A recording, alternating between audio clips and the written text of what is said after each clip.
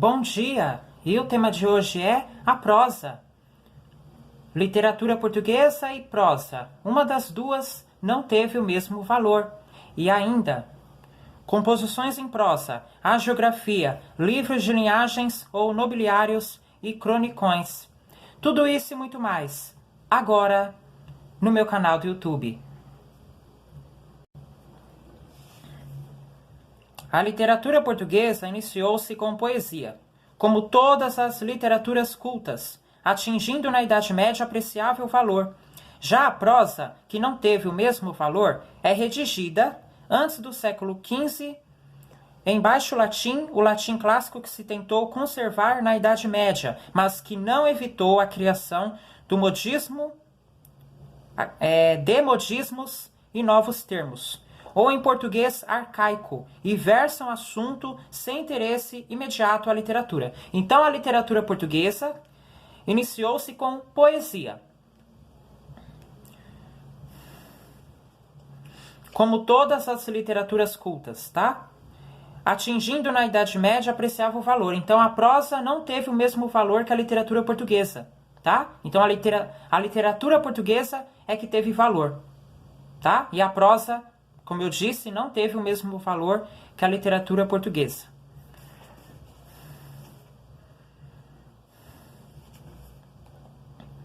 Já a prosa, que não teve o mesmo valor, ela foi redigida, tá? Foi redigida em baixo latim e português arcaico. Composições em prosa, escritas pelos tradutores de Alcobaça. Monges cistercienses traduziam para a língua comum de Portugal obras de moral, religião e de história. Por que essas obras eram traduzidas? Por causa que senão os portugueses não iam entender, né? Composições em prosa escritas pelos tradutores de Alcobaça, monges cistercienses. Essas composições foram traduzidas, tá? Essas composições em prosa foram traduzidas para a língua comum de Portugal, para que os portugueses pudessem entender essa composição.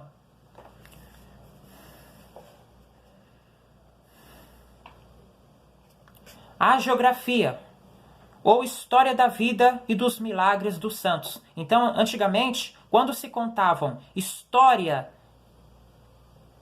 de vida, quando era contado história da vida e dos milagres dos santos, se chamava hagiografia. Livros de linhagens ou nobiliários, em que se registravam nascimentos, casamentos e alianças de fidalgos. Fidalgos, ele era todo indivíduo popular, pessoa que tem título de nobreza, que se veste bem, uma pessoa bem vestida, tá? Bem vestido. Esse é o significado de fidalgo, tá?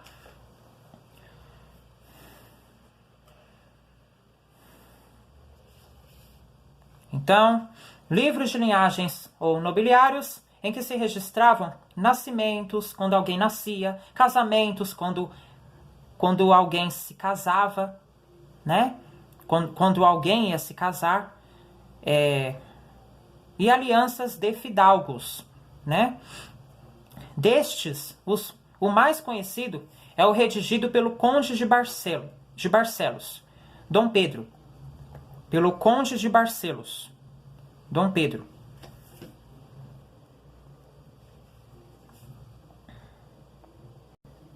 E agora, para encerrar a nossa aula de hoje, cronicões, nos quais já se faziam referências históricas aos nomes e trazem preocupação de desenvolver enredo. Então, os cronicões, nos quais eles já se faziam referências históricas, tá? Então, os cronicões nos quais já se faziam referências históricas aos nomes. Então, quando se fazia referência histórica a um nome, e trazem preocupação em desenvolver a história. É quando eles vão dar referência histórica a alguém.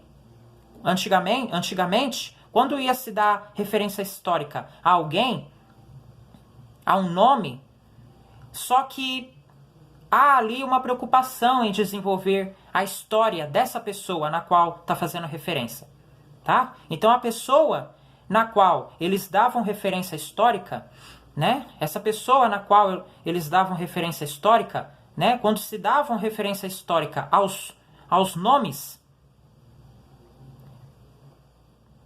eles tinham preocupação em desenvolver a história daquela pessoa em que estava se fazendo uma referência.